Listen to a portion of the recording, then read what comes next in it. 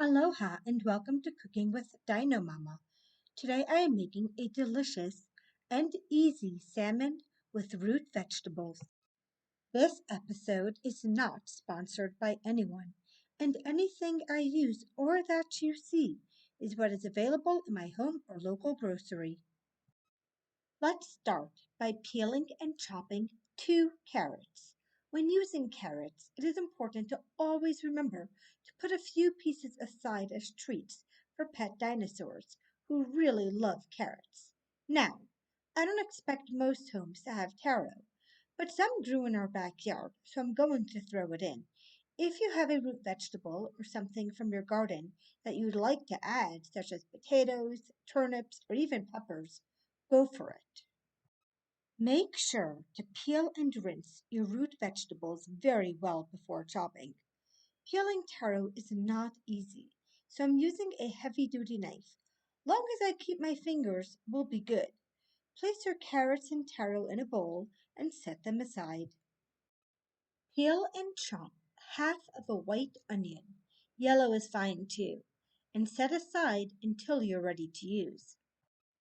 Chop a lime or a lemon in half, then place your fillets in a bowl. For this recipe, you can use salmon or tuna.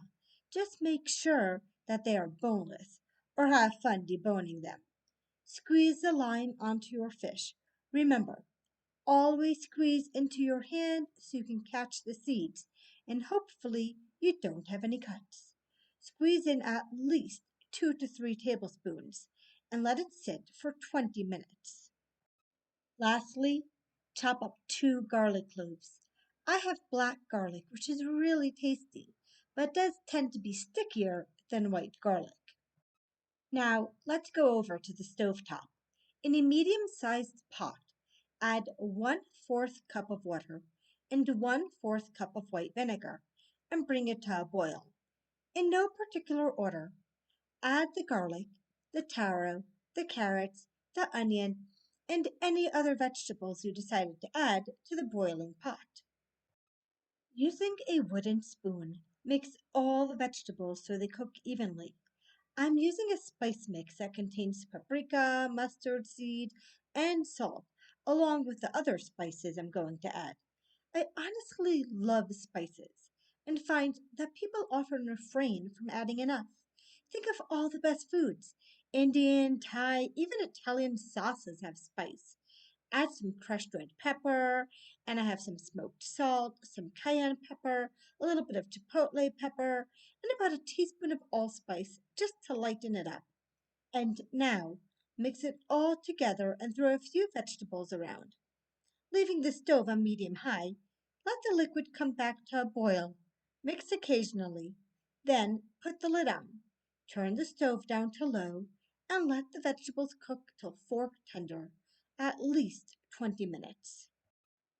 While the vegetables are cooking, take the fish fillets out of the lime juice and place them on a paper towel. I do have a lot of fillets, but they're kind of small, which is perfect for small dinosaurs. Take another paper towel, place it on top, and pat them dry. Then season with some salt and pepper. Heat a pan on medium-high heat for about 5 minutes and pour in 2 tablespoons of olive oil. Spread the olive oil around just to coat the bottom of the pan.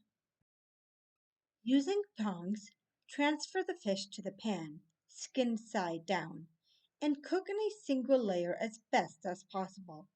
If, like me, it turns out you have a little too small pan for your fish, or is it too much fish for your pan, then just make sure that when you flip your fish, you spread it back out evenly.